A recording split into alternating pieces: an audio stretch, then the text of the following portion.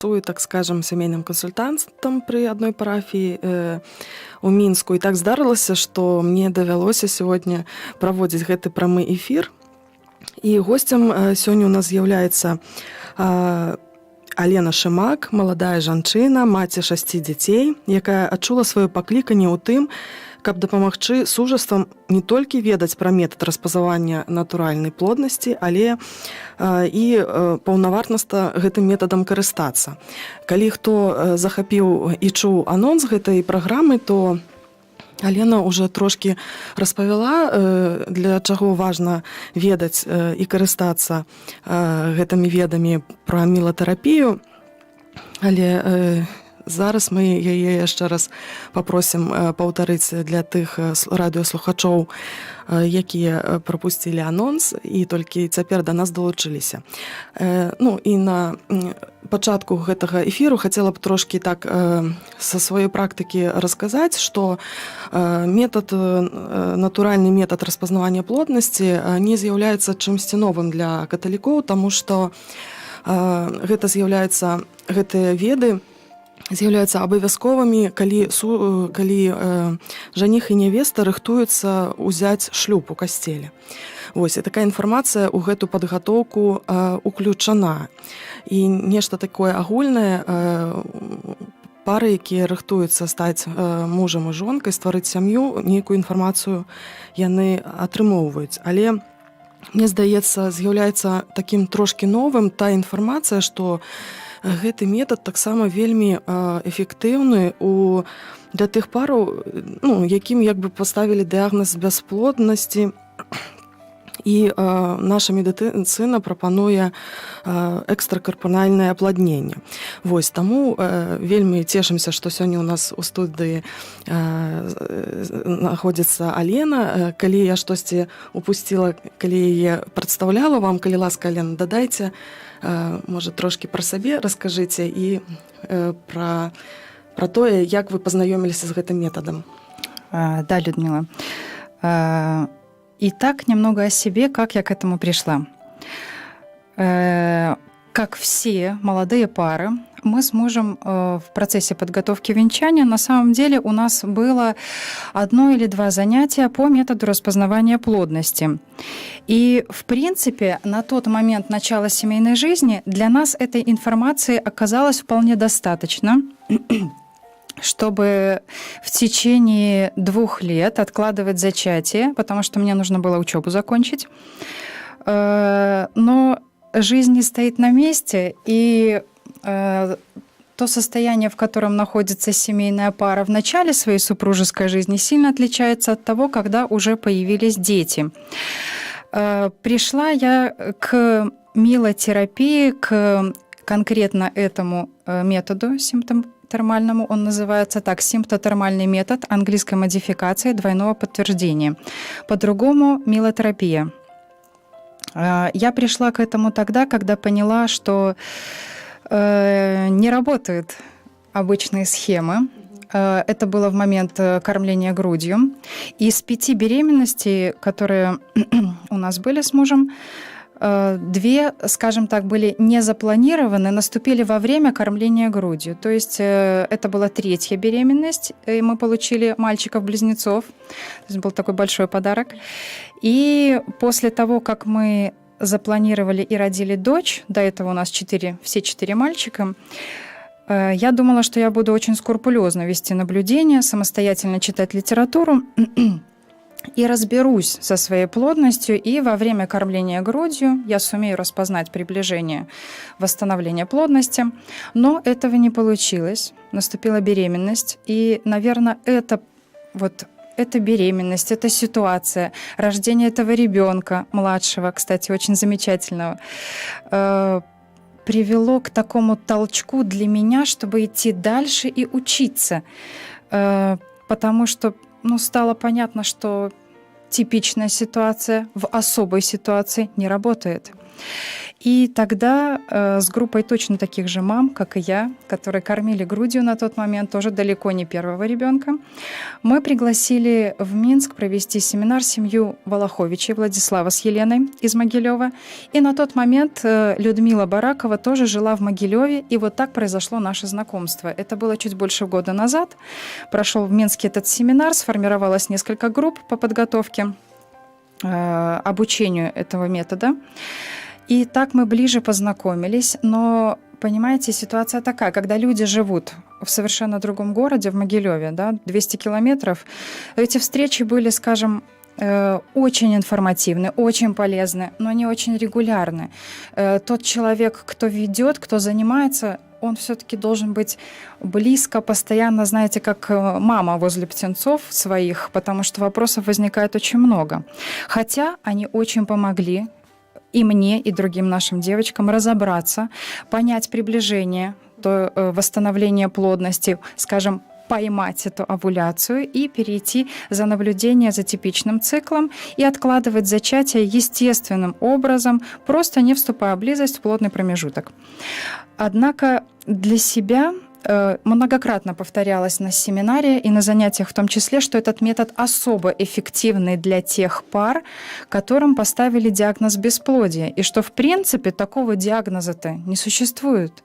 Есть понятие пониженная плодность. Как говорила Галина Александровна Масленникова, которая принесла этот метод на постсоветское пространство, если у женщины есть хотя бы часть яичника и хотя бы одна маточная труба, это уже не бесплодие. Это пониженная плодность. Точно то же самое касается мужчины. Если у него есть хотя бы одно яичко, это уже не бесплодие, это пониженная плодность. Только нужно разобраться со своим организмом, узнать свои возможности к зачатию, и тогда это желанное зачатие наступит. Я решила двигаться дальше. Я пошла учиться по совету своих друзей, по совету также Людмилы, на онлайн-курс, которым одним из организаторов и преподавателей которого и была сама Людмила Баракова. Там она стала моим куратором, моим проводником, моим учителем, что дала бесценные знания, скажем, заставила подняться с уровня пользователя на следующий уровень и обучиться стать консультантом. Я недавно закончила курс и сдала экзамен на консультанта по данному методу, и сейчас обучаюсь на курсе учителей. Что меня, скажем, зацепило? Обучение очень хорошее. Меня удивило, что из, наверное, 12 или 13 участников данного курса только у 3 были дети. Остальные пришли, потому что уже прошли все возможные обследования, процедуры. И вот поняли, что не работает. Просто не работает. Нужно как-то определяться, изучать свою плодность, свой организм и натурально прийти естественным способом к зачатию. И видя вот эти примеры вокруг, когда люди столько лет готовились, ждали, что только не сделали, изучили свою плодность, и наступила долгожданная беременность, родился этот долгожданный ребенок. Видя эти яркие примеры, невозможно не захватиться вот так вот всем сердцем и не пойти по пути того, чтобы нести эти знания дальше. Поэтому, я в этом вижу свой путь. Очень интересный рассказ. Елена, у меня вот возник такой вопрос, да, я тоже закончила школу семейной жизни, так называемую, при конференции католических бископов, где нам преподавали естественный метод распознавания плодности или метод двойной проверки, вот как нам его называли. Вот. А откуда такое название, интересно, милотерапия? И тоже вот 2 имени прозвучало, это Галина Масленникова, да, и Людмила Баракова. Может быть, вы немножко бы сказали вот про историю этого метода, да, откуда название милотерапия и кто эти женщины, которые этот метод перенесли как на постсоветское пространство, как вы сказали. Да, я поняла. Галина Масленникова – это семейный психотерапевт. Она принесла этот метод, обучилась Вообще этот метод научный, симптотермальный. Не стоит его путать с семейным календариком, с таким обыкновенным подсчетом. Метод начала прошлого века. Этот метод был разработан королевскими клиниками акушерства и гинекологии Великобритании. И самая последняя его модификация 2000-х лет, называется английская модификация, она именно вот в последнее время ее и стали называть милотерапия. Во-первых, потому что это предполагает милосердное отношение к самому себе. Когда начинают лечить женщину от, скажем так, в кавычках, бесплодия, да и мужчину тоже, то применяются такие методики, которые идут вразрез с пониманием естественного лечения гормональными препаратами. Мужчину отправляют сдавать спермограмму абсолютно необоснованно. Поэтому этот метод предполагает милосердие. Сначала естественно изучить свои возможности к зачатию и естественным образом зачать ребенка. Вот от этого мило, но и не только от этого. Это также и от имени нашей дорогой Людмилы Бараковой. Ее все всегда называли Мила. Милы не стало. Сейчас проходят ее похороны в Могилеве. И, скажем, в память о ней этот день навсегда останется днем милотерапии, потому что она всегда была за милосердие супругов друг к другу, за то, чтобы сначала приложить все усилия, сделать все возможное самим, то, что в наших руках.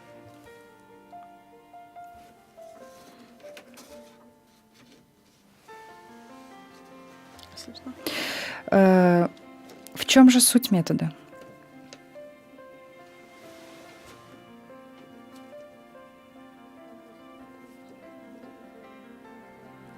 Так, или ласка.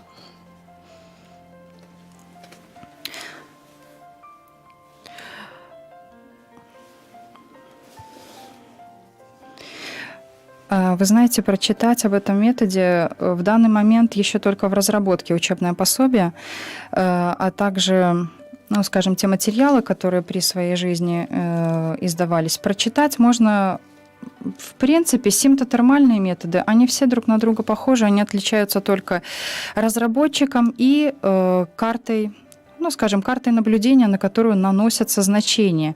Поэтому почитать о сути просто симптотермального метода есть источники, есть англоязычные источники.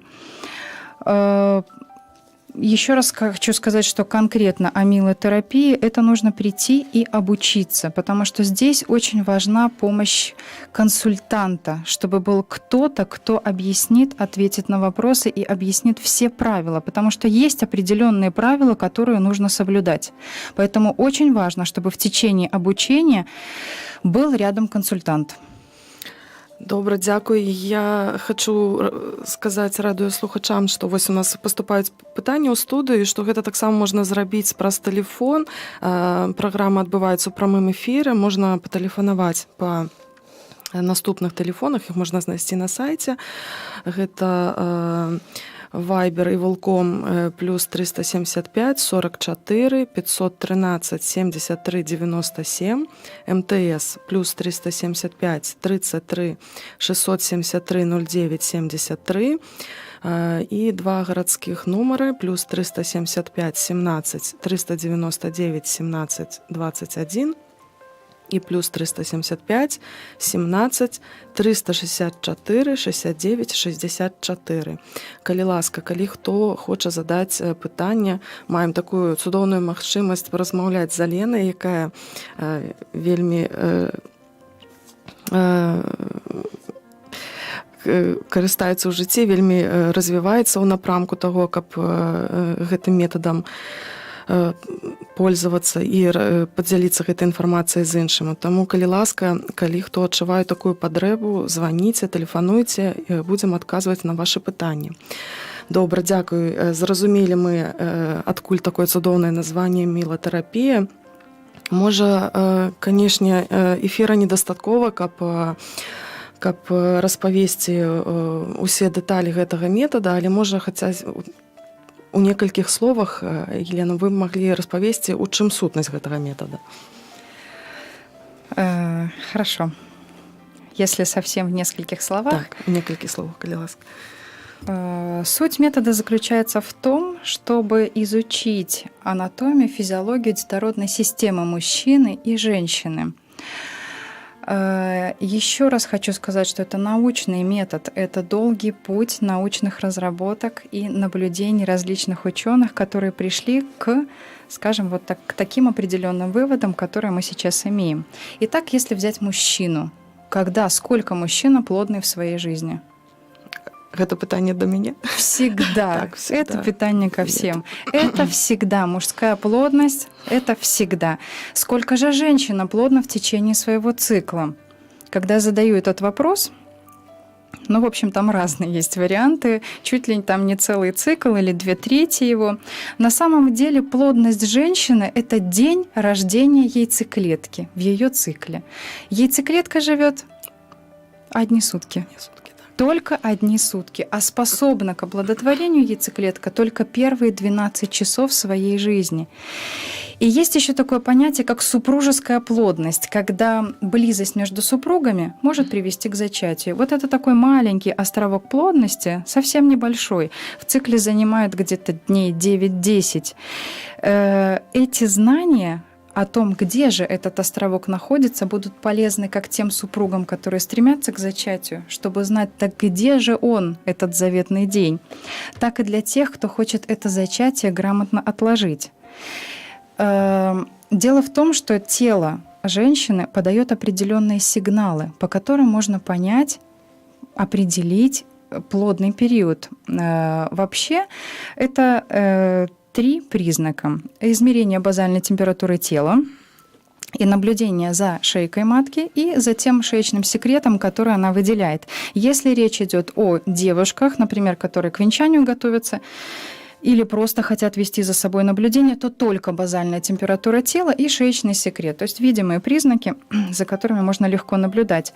Все данные заносятся в определенную карту наблюдений, такая новая цветная карта, и интерпретируются по определенным правилам. Что же можно увидеть и понять по базальной температуре тела? Сразу хочу сказать, что есть определенные правила ее измерения и также определенные места, где измеряется базальная температура тела. Очень удобно это делать во рту под языком, вопреки многим мифам. Итак, у женщины 2 фазы в каждом цикле, у каждой женщины. Фаза холодная, фаза низких температур, и фаза теплая, фаза повышенных температур. Если каждый день измерять температуру, заносить ее в график, то выстраивается температурная кривая. И однажды в один из дней можно увидеть, как температура значительно ушла вверх и удержалась на этом высоком уровне. Это значит, что в организме женщины произошла выработка гормона материнства. Родилась яйцеклетка. Наш организм не знает, произойдет ли зачатие, но на всякий случай подогревает температуру, так называемая фаза инкубатора, чтобы, если вдруг произойдет зачатие, чтобы этот ребеночек комфортно, тепло себя чувствовал, дошел до полости матки, там прикрепился и продолжил свое развитие. К слову сказать, есть такой миф, что очень распространенный, что температура вот этой второй фазы повышенная должна быть не меньше, чем 37 градусов или даже выше. Если она не дошла до 37, то яйцеклетка не родилась, овуляция не произошло. На самом деле это миф, это неправда. Здесь роль играет разница между низкими температурами и повышенными. Смотрите, если у нас низкие, например, фаза низких температур на уровне 36,1, и 2, и 0, 1, и когда температура поднимется на уровень 36,5, и 6, и 5, и 6, сразу будет видна большая разница. И это будет свидетельствовать о том, что произошла овуляция. Вот в этой фазе после овуляции она всегда стабильна, во-первых. Это дней 14, там плюс-минус пару дней. В ней невозможно наступление беременности. Второй овуляции в цикле невозможно. Поэтому для тех пар, которые откладывают зачатие, очень важно знать границу вот этого плодного периода и то, что там уже зачатие наступить не может. Поэтому бессмысленно там бояться, переживать. И бессмысленно той паре, которая стремится к зачатию, в этот период вступать в близость. Это ни к чему не приведет. Поэтому очень важно вести эти наблюдения. Это очень хорошо знать информацию о том, где же произошло рождение яйцеклетки, в какой из ней цикла. Что еще мы можем увидеть вот по этой разнице температуры? Вот эта разница между температурами фазы низких и фазы повышенных температур, она показывает возможности к вынашиванию ребенка. То есть, а хороши ли они? А смогу ли я выносить? Поэтому для тех, кто стремится к зачатию, было бы очень хорошо сначала изучить свои возможности, пронаблюдать 2, 3, 4 цикла и посмотреть эту разницу в температуре, посмотреть, есть ли у меня возможности к тому, чтобы вступить в зачатие. Ну, конечно, и для тех пар, которые его откладывают, это было бы сигналом о том, что закончился плодный промежуток.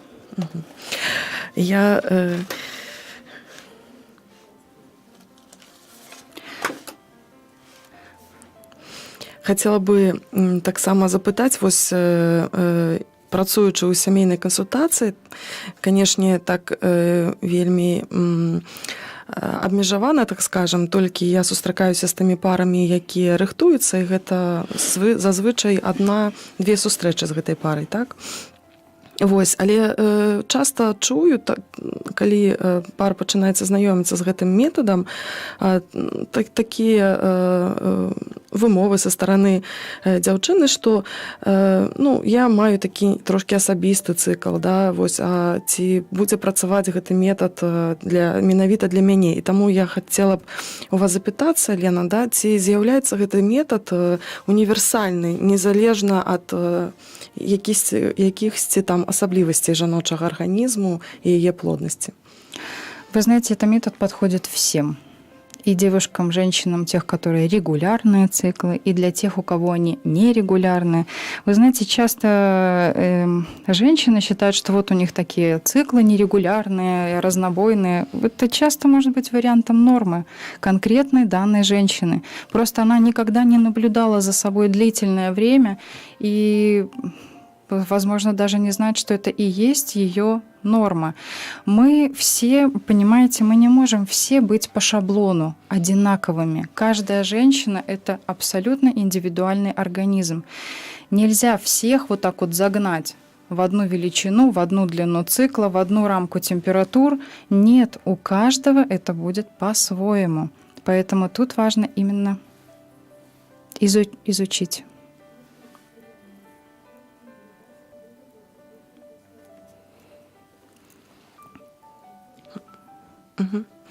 Добра, маем вопрос у студыі. Как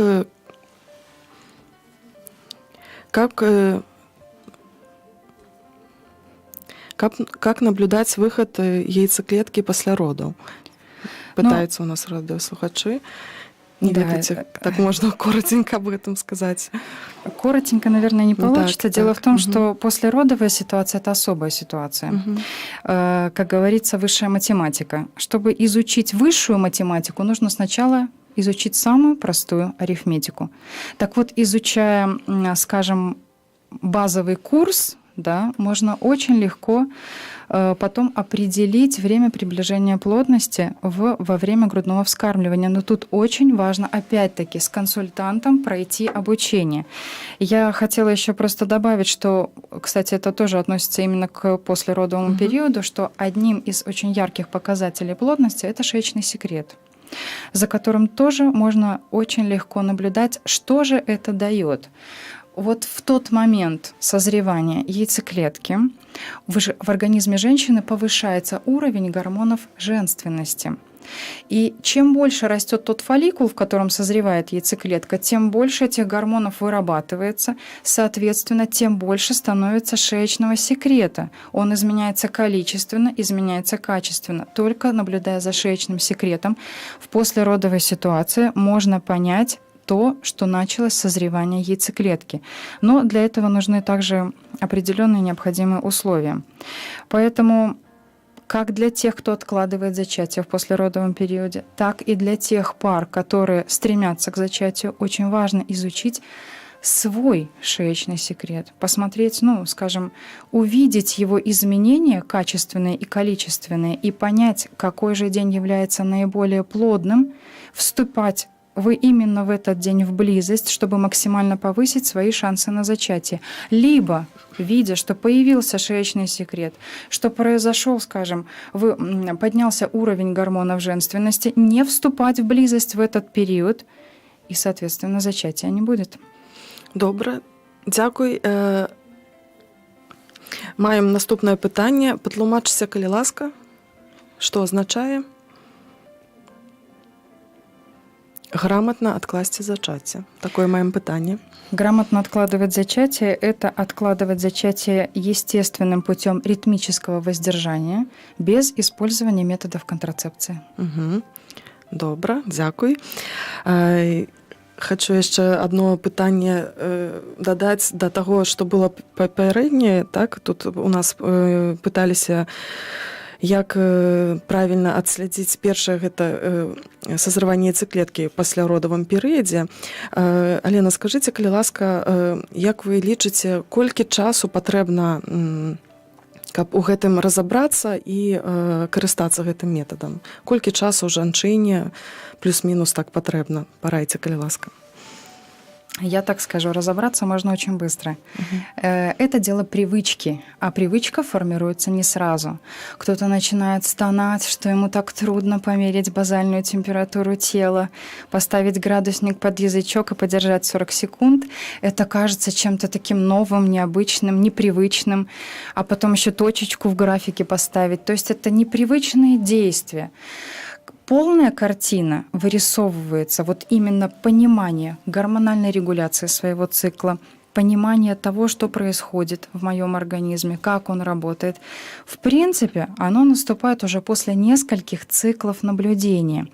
2-3 цикла, да, и можно уже видеть картину, свою ситуацию, видеть свой гормональный фон, видеть, как работает мой организм, уже к тому времени знать, как он должен работать, и видеть, а работает ли он правильно. Может быть, мне надо что-то сделать.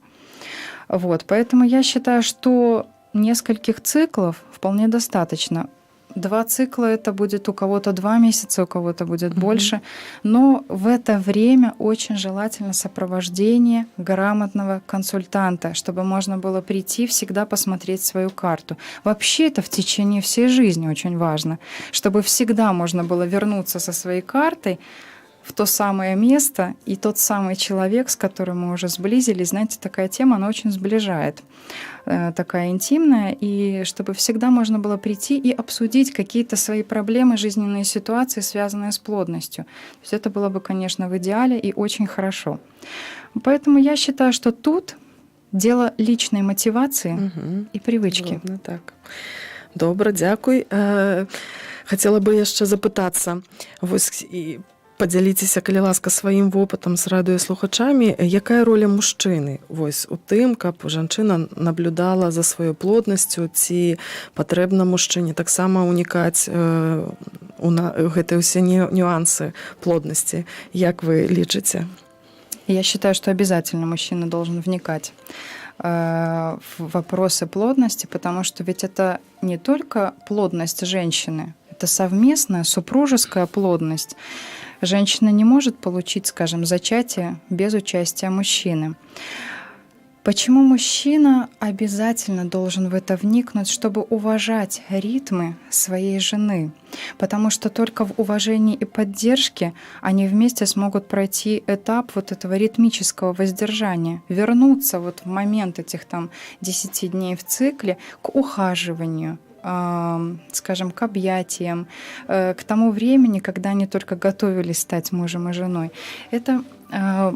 Это очень улучшает взаимопонимание, обсуждение вот таких личных очень вопросов, да, такой своей интимной стороны своей семейной жизни, оно очень сближает супругов. Оно приводит к взаимопониманию, когда мужчина понимает, что происходит с его женой в данный момент, под воздействием каких гормонов она находится.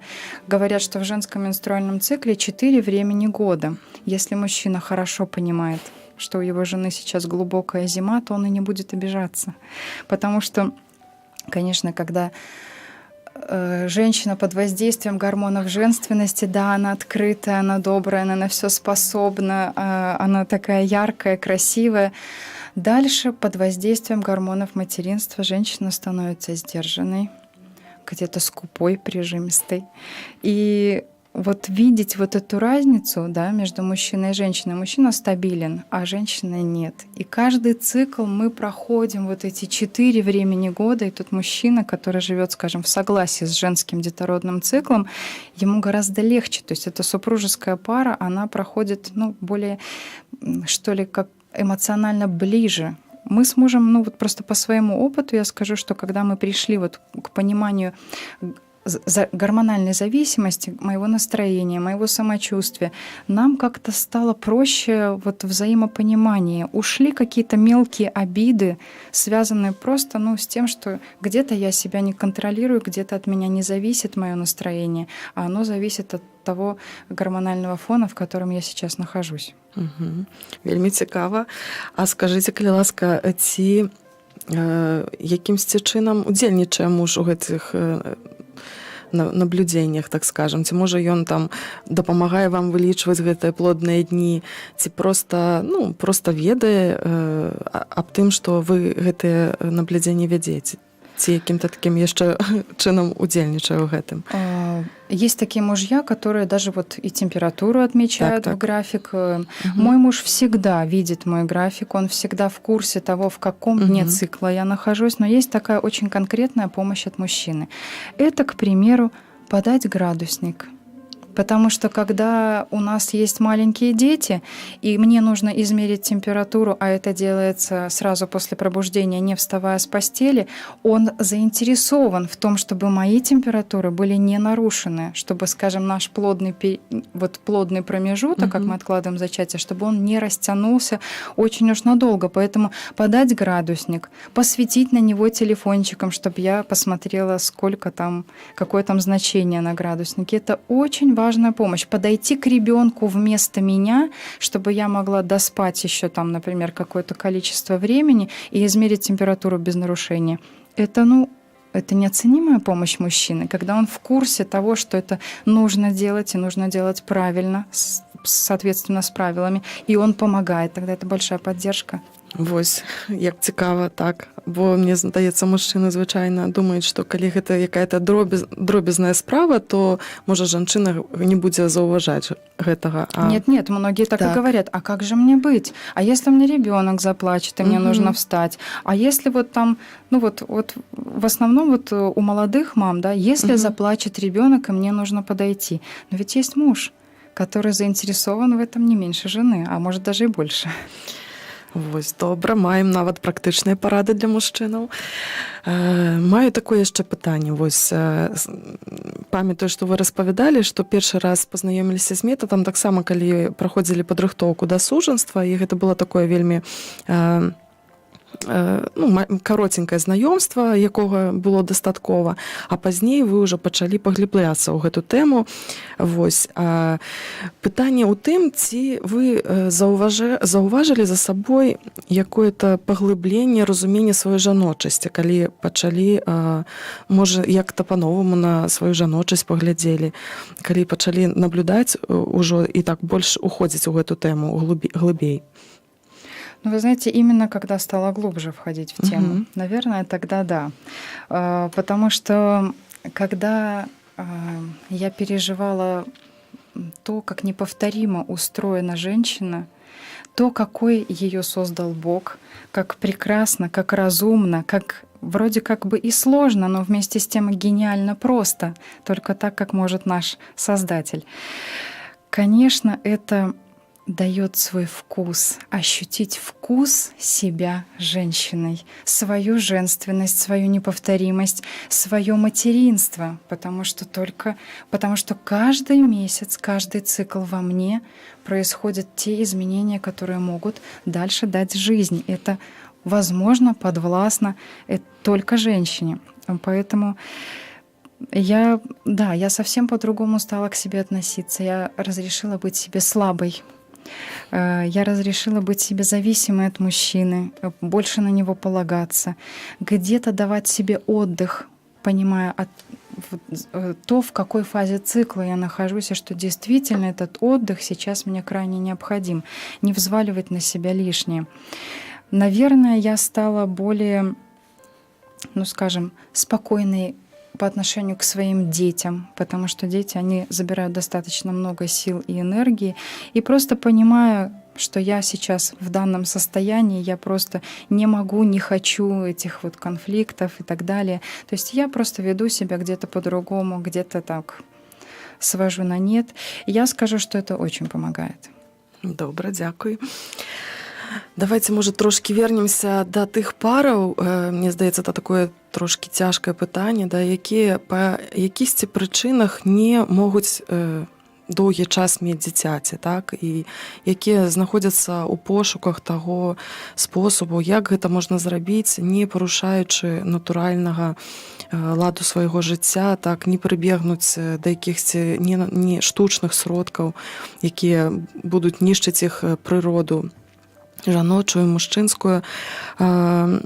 Вось, і вы, я ведаю, вы ўжо таксама пра гэта казалі, сустракаліся з такімі парамі, якія менавіта прыйшлі вывучаць гэты курс з мэтай, каб разабрацца, у чым справа, чаму не атрымоўваецца зачацце. Можа, штосьці пра гэтый метад больш вы зараз раскажаце, менавіта кіруючы свае веды у бок гэтых параў, якія так у цяжкім такім трохі перыяду свайго жыцця знаходзяцца ў пошуках. Вы знаете, тут так. Ответ один. Угу. Есть такая вот фраза, недавно я с ней повстречалась: «Молись так, как будто бы все зависело от Бога, но трудись так, как будто бы все зависело только от тебя». Здесь нужно пройти обучение, изучить себя, изучить свою плодность, свои возможности к зачатию. Здесь и сейчас, вот в эти 5 минут, тут нельзя дать конкретных советов. Приходите, и мы будем обучаться, и мы будем разбираться. Сейчас я вам расскажу одну такую историю, она всегда очень вдохновляет. Это история, это не история, это пример из жизни, когда к Галине Масленниковой пришла обучаться пара, у которой были большие проблемы с зачатием. И они там уже каких только обследований не прошли, чего только не сделали, и дошли уже до такого обследования, как спермограмма. И врач посмотрел и так дословно мужу говорит: вы знаете, у вас там 4 подвижных сперматозоида, и больше нет. Ну и там с тещей вообще пошел конфликт, она его так и стала называть: 4 сперматозоида. Конфликт и обострение отношений между тещей, женой и мужем дошел до такой степени, что они собрались разводиться. И перед разводом они пришли к психотерапевту, так было положено, Галине Александровне. Она, как очень такой грамотный специалист, она сказала: конечно, решайте сами, разводиться вам или нет, только хочу задать вам один вопрос. У вас уже есть пара, кому, скажем так, новая пара, с кем вы собираетесь жениться? Они сказали, что нет. Она говорит: отлично, тогда, получается, вы не торопитесь, и, возможно, у вас будет время, месяца 3-4, чтобы изучить свои возможности к зачатию, и если зачатие не наступит, давайте вы тогда разведетесь. Она первоклассным специалистом была, она их обучила, произошло зачатие. Они остались вместе. Дороги их разошлись. И через несколько лет на улице она встречает этих же людей, которые ведут за руку одного ребенка. Второй едет в коляске. Третий у мамы в животике. Этот мужчина подбежал к Галине Александровне, обнял ее и прошептал на ухо: а ведь у меня остался еще 1 сперматозоид. Она тогда ему сказала еще на той встрече, она говорит: 4 сперматозоида. Говорит: а вы знаете, сколько для зачатия надо? Всего-то 1. И вот тогда он ей прошептал, что вот у него еще 1 остался. Это как знак того, что они бы и 4-го еще родили. Понимаете, нужно изучить метод под руководством грамотного консультанта, потрудиться и предпринять это действие. Ой, я люблю такія гісторыі з жыцця, да, якія паказваюць, што сапраўды можа на наш погляд такое нават чуда здарыцца, калі пара сапраўды імкнецца штосьці зрабіць у гэтым кірунку. І вось калі нас слухаюць такія сем'і, якія маюць такую патрэбу гэтай інфармацыі і вывучыць гэты метад, зацікавіліся і хочуць больш даведацца, парайце, калі ласка, ну, з чаго пачаць, да, куды звяртацца, што трэба рабіць такім парам? Если речь идет конкретно о милотерапии, то в разных городах Беларуси есть учителя, обученные Людмилой Бараковой. Это иногда не католики, то есть много православных учителей, но я думаю, что это не было бы препятствием для тех, кто хотел бы изучить метод. Наверное, может быть, сделаем так, я оставляю свои контакты здесь, да, в так, редакции. можна іх будзе потом знайсці на сайце, так, я разумею, добра. И я бы, скажем так, перенаправила желающих туда, потому что нет какого-то единого такого, знаете, локального центра, куда можно было бы вот войти на какой-то сайт и увидеть список этих учителей. То есть, как бы... А ці можна агучыць кантакты? Ці на сайце заставім? Добра, зараз агучым тады, калі ласка, Алена. Мой телефон +375 33 636 57 30.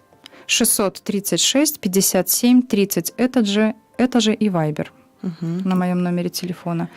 То есть тогда уже можно было бы искать в вашем городе специалиста для того, чтобы пройти это обучение. Либо можно пойти на онлайн-курс, что я, кстати, тоже очень рекомендую. Это webinar.ru.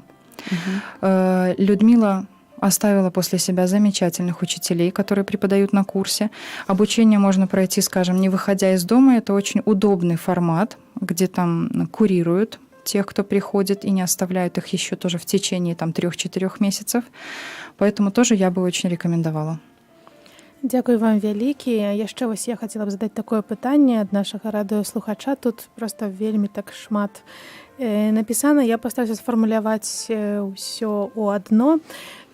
Калі мы казалі яшчэ там у сярэдзіне праграмы пра граматнае адкладанне зачацця і увогуле мы ўсе хрысціяне, ўзнікае такое пытанне, у якіх выпадках хрысціянін мае права адкладаць зачацце, а па-другое, усе мы ведаем, што кожны сексуальны акт павінен быць адкрыты на новае жыццё. Ці не выглядае гэта як рэкламаванне натуральнай контрацепции?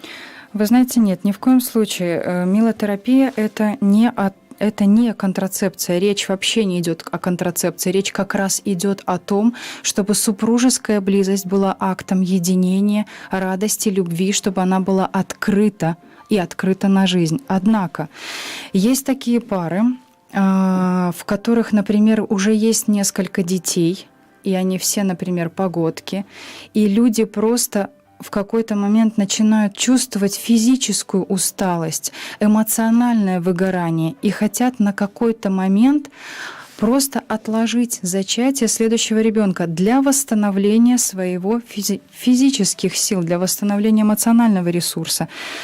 Поэтому тут, вы знаете, тут как бы, можно говорить, когда у вас там не 6 детей, к примеру, я по своему опыту вам точно говорю, что есть такой период в жизни, когда уже пора сделать разумную паузу и отдохнуть.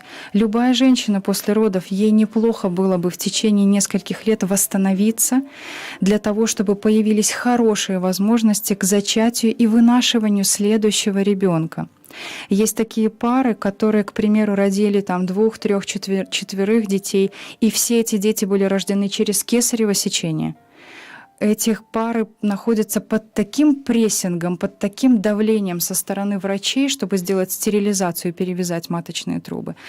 С другой стороны, они ведь не могут жить как брат и сестра. Они должны понять состояние своей плодности. Вы знаете, не каждый католик способен на подвиг Жанны Беретты Моллы, чтобы оставить своих детей сиротами и вот как бы подвергать риску свое здоровье. Поэтому, когда совсем это подвергает риску жизнь мамы, тогда разумно будет отложить зачатие и сделать это без применения средств контрацепции. Скажите, калі ласка, ці супрацоўнічаеце, ці маеце супрацоўніцтва з парафіямі вось у Мінску, напрыклад? Я веду группу сейчас уже следующую в парафии святого Яна Евангелиста и Максимилиана Мария Кольба. Добра. Дзякую вельмі вялікі, Елена, за такую цікавую інфармацыю. Маю надзею, што гэта было вельмі карысна для нашых радыёслухачоў. Дзякуем усім, хто быў з намі ў эфіры. Хацела бы таксама падзякаваць за ахвяраванні, якія радыёслухачы ахвяруюць на ўтрыманне радыё, таму што, бачыце, маем такую магчымасць падзяліцца інфармацыяй вельмі важнай для сямей. І вось таксама ў эфіры прагучала гэта такая вельмі сумная навіна аб тым, што чалавек, які вельмі развіваў гэту тэму у Беларусі, дзяліўся, служыў сваімі ведамі, Людміла Бракова, прабачце, адышла, і, можа быць, з гэтай нагоды хацела бы ўсіх заахвоціць цяпер вось у эфіры памаліцца за яе душу, каб добры Бог прыняў яе ў сваё валадарства. Вось, можа, штосьці яшчэ хацелі бы, Алена, сказаць, вы былі асабіста з ёй знаёмы. Ну да, вы знаете, она как человек из вчерашнего Евангелия. Она отказалась от своей жизни, взяла крест и до последнего шла по своему призванию. Она несла людям жизнь, свет.